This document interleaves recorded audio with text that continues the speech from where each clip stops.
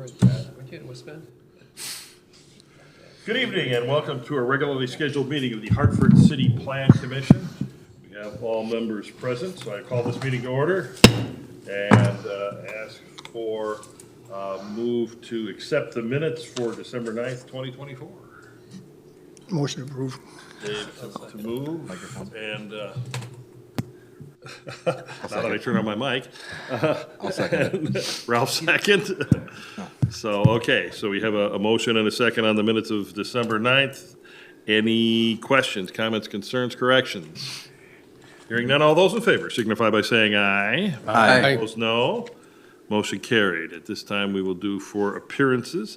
Anybody wishing to appear in front of the Plan Commission that has business with the city or lives in the city, you are more than welcome to come up. State your name, address if you're in the city, or your business and address, and you get 3 glorious minutes. Evening. My name is William Gent. Is it on? Just want to make sure. Is it on now? Just speak loud. It's on the side. There's a button here, but apparently it doesn't want to turn. My name is William Gentle. I work with There it goes. Home Path Financial and Stepping Stone Homes. We're on the agenda today showing our preliminary plat for our subdivision on the north side of Hartford. And we're looking forward to building more single-family homes in your lovely community. Super. Thank you very much. Any other appearances? Third call. Hearing none, we'll go to item number 4, discussion and consideration of a site plan for new dugouts at West Side Park, 544 West Sumner Street. And Randy the man, Mr. Baseball, is here to discuss. For those of you that don't know me, Randy Watashik, Hartford Park and Rec. I'm the rec director. And yes, I'm here presenting the dugouts for West Side Park. Staff has been planning the replacement of these dugouts for over 2 years. As you no doubt seen in the photos in your packet, the current structures are in bad need of replacement. Hartford Park and Rec was able to secure a donation from Zurn Builders for a 30 by 8 foot structure, or structures I should say, for each dugout to replace the current 20 by 6 foot structures. The design is one previously used and donated by Zurn's.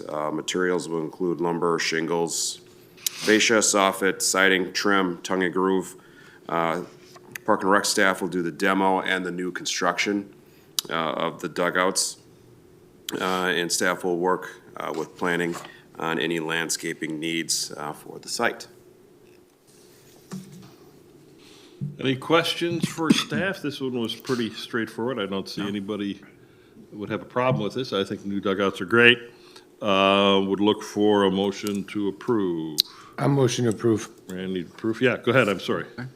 Is there any, do you have water standing like that all the time? Only when it rains. So, Ship it to California. so now with the new dugouts, we're going to have a new concrete pad poured.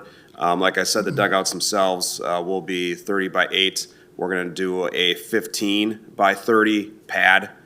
So that way that area is covered. We'll actually do probably a 6 by 6 just on the outside of the pad itself, because there's usually a puddle just outside of the dugout as it's leading up to home plate.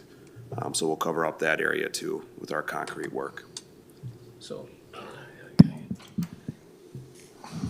with the construction you're doing now, is that gonna eliminate, will that eliminate that puddling and? So yeah, as you saw in the picture, that puddle, that would be concrete now, so obviously we'll pitch that so it'll be able to run off. We'll have proper drainage in front of the dugout. Okay. I am a little concerned about water. Yep. Understood. Dave, go ahead. Just want to say, great job, Randy, getting that, the donation from Zurn for the Thank you. structures, and they're badly needed. Yes. Time we get it done. Will we Great. have a dedication of sorts so we can properly thank Zurn publicly, hopefully get a picture for the paper and that? I mean, that really. Absolutely. We'll do that. Part of the donation to Zurn, we'll be able to put a small sign Right. representing them. The whole project, part of the project will be funded from our signs at the park. And then we're getting donations from the high school. They're providing benches. the benches where when you see a game on TV, they're usually sitting on the back side of the bench. That's the type of benches we'll get. All right. And then the Hartford Baseball Club and the Hartford Hawks have also committed to donations as well. Wonderful. Great. I'll make a motion. Yeah, we already have a Oh, motion. you Your do it. second? Okay, so Okay. we have a motion by Joe Kohler, second by Ralph. Okay. To move forward with this. Any further discussion? Hearing none, all those in favor signify by saying aye. Aye. Opposed, no. Motion carried. Item 5, discussion and consideration of detaching a portion of land from the city of Hartford to the town of Hartford. Tax key number 36-1403-001-001. This is a little bit different. Yes, I this is can't wait for your explanation. this is a rare one. So the city had and the Common Council had approved the sale of well number 13 as well as another parcel that's within the city limits. But well number 13 is on the exterior of the city here, really kind of away from everything. There was a well there, but there's an 8-inch water, which is too large for a home anyway. The property is pretty much all wetlands or floodplain. It's about 15.71 acres. Due to the fact that there is really no access to it other than via an easement, and due to the inability to really develop this parcel, the person that's looking to purchase it also wants to hunt. You can bow hunt in the city on your land, but you can't rifle hunt or gun hunt. So to facilitate the buyer's wish to use that land for hunting, we're looking to sell that, and then as part of that sale, detach the parcel to the town of Hartford. This would then have to go on to Common Council tomorrow night, and then to the February Town of Hartford Town Board meeting for their approval, and then we'd submit it to the state for that. So how much is he paying for the property? I believe it was over 100,000. If I recall, when the Common Council approved it, I think it was over $100,000 for the parcel. Could we make sure we have that dollar amount at the Common Council meeting? Yep, That'd be great. yep. Thank you. And that money goes to the city, not the town. I don't know if it goes to the utility or the city, because that would be Brian and Steve's Right, part, okay. We but could find that out too, Yep, please, at the yep. front meeting. Super. Okay, any other questions, comments for staff? Just Yes, one please, quick go ahead, question. Dave. Jacob, so you say, I realize there's bow hunting within city limits, but no gun hunting. So now this goes to the town? Is that what opens it up for gun hunting? yes. And you also have the Hartford Gun Club right next to abutting that property. So, yeah, once you get into the township, you can use a rifle or shotgun or. Super. Thanks.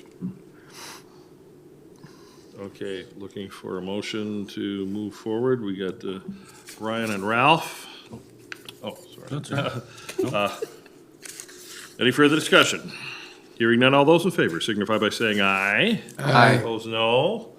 Motion carried, thank you. Item number 6, discussion and consideration of a preliminary plat of the Fairway Meadows subdivision.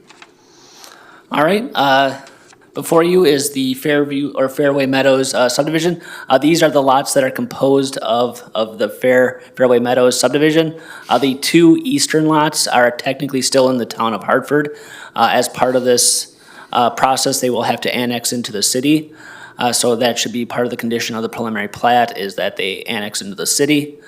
But for the most part, there are wetlands and there are also floodplains through this property. They are already dealing with the state as well as the Army Corps of Engineers. If you look at that little blue dot on the field there, that's an indication from the DNR that they've started submitting stuff not only to the state but also to the Army Corps of Engineers for this property to move forward on any wetland mitigation or impacts. And then the floodplain is, especially floodway, is really difficult to develop, and they're not proposing any developments in there. So at the end of the day, this is about 101 single-family lots. 7.596 acres will be right-of-way. Lot sizes, the maximum lot size will be 22,736 square feet, or about half an acre. The minimum is 8,001 square foot, which is about 0.18 acres. The median is 9,693 acres, or 0.22 acres, with the average being 10,873 square feet and about a quarter acre in size. Altogether, the single-family lots compose 25.21 acres. When you look at the density of the whole property, trying to figure out what the size of this is. I don't have that down for some odd reason. But when you look at the breakdown, so it's 63.849 acres is the total acreage of the site. And when you look at the 25.21 acres and the 101 single-family units, you get a density of about 4.01 dwelling units per acre, which is within our comprehensive plan as well as the zoning for this property. You have your staff comments in here. There are some notes for the preliminary plat and also some comments from the fire department, the utilities, stormwater, engineering department, planning inspection department, public works and streets. And then also the staff is recommending approval of the preliminary plat with the inclusion of the staff comments. You can see here, this is the north-south look. It's sideways because this way gives you the north and south of it. Comes out, there's the northern portion, and I'll break it down here. This is the northern portion that comes out by Logan Drive there. The middle section, which heads south. And then the southern end of the subdivision. And this is where currently the stormwater ponds are proposed to go into this property. We got these reports recently. They still need review from our engineering staff before we can give approval of the final plat, but as part of the condition of the preliminary plat, they will need the engineering department's approval. Is that it? Yep. Super, thank you very much. Okay, any comments, questions, concerns for city staff on the preliminary plat of the Fairway Meadows subdivision? Pretty straightforward. It read pretty well in the prelim we were set, so I think I have an understanding of it. I'm certain everybody Correct. else This does. came in, I believe, November as a concept. Little has changed since then. Right. Hearing none, we'll look for a motion to approve. Scott? I'll second. Oh, Dave, go ahead, please. No, I said I'll second. Oh, and second. Yeah. Okay, so Scott and Dave. Any further discussion? Hearing none, all those in favor signify by saying aye. Aye. Opposed, no. Motion carried. Last item. Discussion and consideration of an amendment to the sign code, chapter 54. And I know this is your favorite part. Please don't read it all. No problem. Currently our our sign code is in our zoning code. As part of the zoning code rewrite, we're taking this out of the zoning code and putting it into a separate chapter. There's a lot of reasons for that. One of them is variances. If you think about how a variance goes through the zoning process, you need a hardship. It's really hard to prove a hardship with a sign. So there's no point in, because if you want to appeal something, it goes to the zoning board of appeals, which again is the variance request, which, the hardship is always the tough part with a sign code. So by putting it in here, we need to now allow it to go through a separate approval process. If somebody's denied or something like that, they would go through the plan commission as opposed to the zoning board of appeals, or they could go on to the common council for appeal.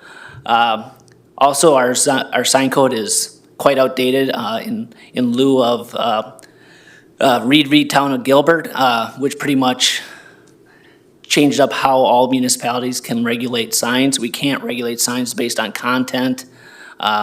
Even like, you can't even do color choices for signs or stuff. You can't really make recommendations. You can make recommendations, but you can't regulate it and say you must put this color on and stuff like that. Really, but boy, I remember some of the sign things we had under your predecessor, who would be awesomely picky as regards to sign, color, all that in yours. When did that change? 2015 is when Reed v. Gilbert had passed. So I try not to limit myself. I try not to get into, because color can be construed as speech, as, you know, I you're don't trying to disagree convey. with you. I So- often, in my own mind, question. I don't want to put what's brought this, up. yeah, I just don't want to put the city in the position where we're being sued because we're regulating color or speech. Right, It's okay. mostly, what we're regulating now is the structure itself, like, And instead of, size. yeah, size and size of structure and the type of structure is what we're doing. Really, the only one that has kind of gone more towards regulation now is off-site signs like billboards. That one came back through the courts, through the Supreme Court, and was challenged. And that one does have limits on it. You just can't put billboards up everywhere. Cities can regulate that as it doesn't fall under the free speech stuff because it's off-site advertisement. So we're just trying to make sure that we're compliant with this ruling. We don't want to, again, impede upon people's free speech. I believe, if I recall correctly, and I'll make sure I verify this when I bring this to the Common Council, temporary signs like your yard signs won't need a temporary sign permit. People never come in anyway, so why make people take a temporary permit out for a sign when no one's taking them out anyway, everyone's in violation. So let's not make our citizens violators. Let's just realize that temporary signs are a thing of life and let Yep. people to do them.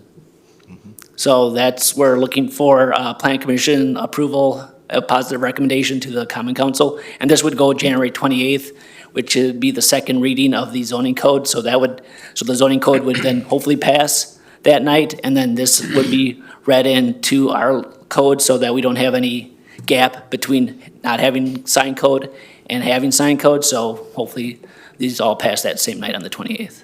That works. Thank you very You're welcome. much. Any comments, questions for Jacob, please? Just a quick question.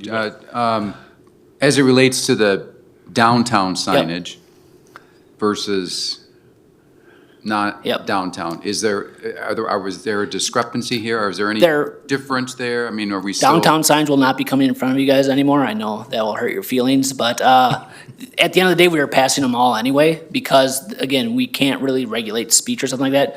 If they comply with the sign, with the type of sign that's allowed in the downtown and the size, they will be approved.